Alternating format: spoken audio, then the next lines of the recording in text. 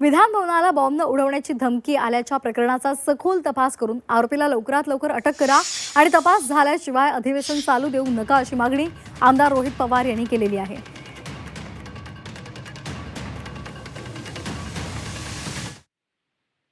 फार घातक आणि फार चुकीची गोष्ट आहे. काल आपण जर बघितलं तर जम्मू काश्मीरमध्ये सुद्धा फारुख अब्दुल्ला साहेबांवर एक तिथं ॲसेसिनेशनचा प्रयत्न तिथं झाला आणि आता महाराष्ट्रामध्ये बॉम्ब ची धमकी तिथं दिली गेली असेल. मग काळजी तर घेतलीच पाहिजे. कुठून फोन आला, कसा फोन आला हे बघण्याची जरूरत आहे. होम डिपार्टमेंटच्या माध्यमातून इन्व्हेस्टिगेट करून तपास करून जो कुठला व्यक्ती असेल त्याला ताब्यात घेणं महत्त्वाचं आहे. आणि अशा पद्धतीने मुद्दामूनच फक्त भीती दाखवायची म्हणून त्यांनी तिथं धमकी दिली होती का त्याच्यामागे काय वेगळं होतं हे आपल्याला नक्कीच बघावं लागेल. पण तपास झाल्याशिवाय अधिवेशन चालून देऊ नका एवढी मात्र विनंती एक आमदार म्हणून आणि नागरिक म्हणून तिथं मी करतो. 4 ठिकाणं जे काही टार्गेट करायचं ठरवलं आहे तर मला वाटतं या ईमेल आल्यानंतर आमचं इंटेलिजन्स खूप स्ट्रॉंग आहे आणि ते काही आजकाल आम्ही कागदावर स्ट्रॉंग आहे. आता इंटेलिजन्स भारताचं फार मजबूत होतं.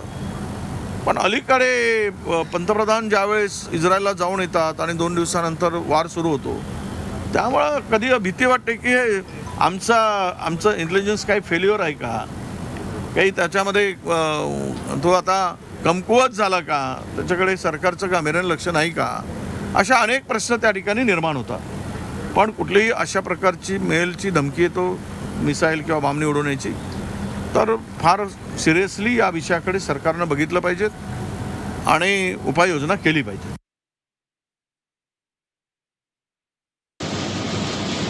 स्टंटच आहे असं मला वाटतं. कारण जगातल्या काही मोठ्या मोठ्या नेत्यांची नावं एप्स्टीन फाईलमध्ये आल्यानंतर त्या अमेरिकेनं इराकवर हल्ला केला आणि सगळ्या जगाचं लक्ष भलतीकडे वळवून ठेवलं.